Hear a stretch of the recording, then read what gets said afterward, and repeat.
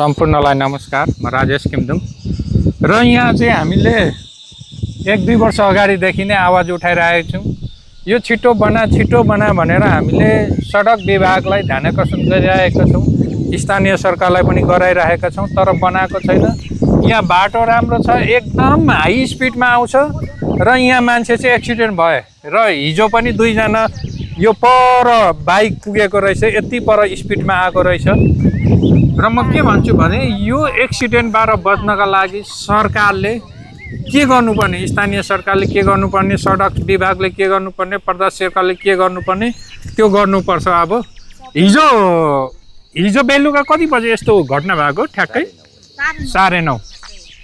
ए 9:30 मा कति वर्षको युवाहरू थियो? यसो हेर्दाखेरि चाहिँ 25 वर्ष जति 25-30। ए उहाँहरूको घर चाहिँ कहाँ रहेछ? विष्णुपादुका भने के भन्नु? धनकुटा? त्यो चाहिँ उहाँहरूले चाहिँ बोल्ने अवस्था थिएन, उहाँलाई सोध्ने कुरा पनि भएन त्यति बेला। प्रहरीहरू मार्फत धनकुटा हो कि भन्ने जस्तो चाहिँ बुझ्यौँ, तर एक्चुअली यो हो भन्ने कुरा चाहिँ त्यही त। यहाँ कतिजना जस्तो मरिसक्यो होला मान्छे तपाईँहरूको? एक्सिडेन्ट भइसक्यो 27 जना। 27 जना एक्सिडेन्ट? सुरुको त हाम्रै स्थानीय भाइ भाइ नै हो राम भन्ने खस्नुभयो। अनि त्यस्तो एक्सिडेन्ट भएर त कति हो कति साध्य पनि छैन, साध्य पनि छैन। एउटा सिटी, एउटा टेम्पो, सिटी पनि खसेको। अब यहाँ के गर्नुपर्ने? यस्तै बालुवा अलिक परतिर थुपारिदिनुपर्छ होला है। यो चाहिँ के गर्नुपर्छ, कसो गर्नुपर्छ? तपाईहरु बुद्धिजीवी मान्छे हो। अब अलिकति स्थानीय सरकारले गर्ने हो कि यो प्रदेश सरकारले गर्ने हो कि? यो खासमा चाहिँ सडक विकास प्रदेशको सडक विभागले गर्नुपर्ने हो हैन? कम्प्लेन गर्ने त नगरपालिका नै होला नि, हैन सर?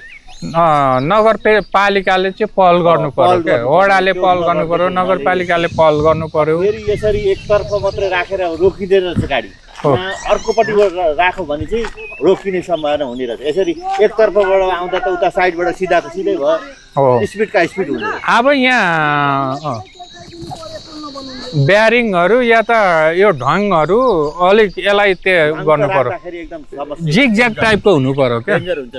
जिगज्याग टाइपको हुनु पर्यो। यस्तै मिस्किटी लिएर अब यो साइडमा चाहिँ राख्दा हुन्छ। यो साइड भयो, यो साइड अनि उता पनि 2-3 ठाउँ त्यो खालको राखिदिनु पर्ने रहेछ। कसरी हुन्छ, के गरेर हुन्छ हैन? यो चाहिँ एकदम यो चाहिँ पहल गर्नु बिचारा धेरै हुन्छ। यो यसको विषयमा चाहिँ अब हामीले पहल गर्नै पर्छ। यहाँ त अब धेरै जनाले बाउ गुमाउनु पर्यो होला, धेरै कतिले छोराछोरी गए हैन? एकदम यो गर्नुपर्ने नि। धरान जस्तो उपनगरपालिका, धरान जस्तो सुन्दर नगरी धरान भन्नुहुन्छ, सबैले पर्छ। हिजोको मान्छे मेरो विचारमा त्यो मृत्युदण्ड भाँचियो होला सर। त्यो पक्रिरहेको मान्छे बाँचेन पनि होला नि त। म त आइपुग्नु पाइन। केटाहरू फेरि म भन्थे पनि यो मोटरसाइकल चाहिँ किन हलिरहेको नचलेको अनुसारले मृत्युदण्ड भाँचियो जस्तो लाग्यो। प्रहरीले नै लग्यो। प्रहरीले नै लग्यो।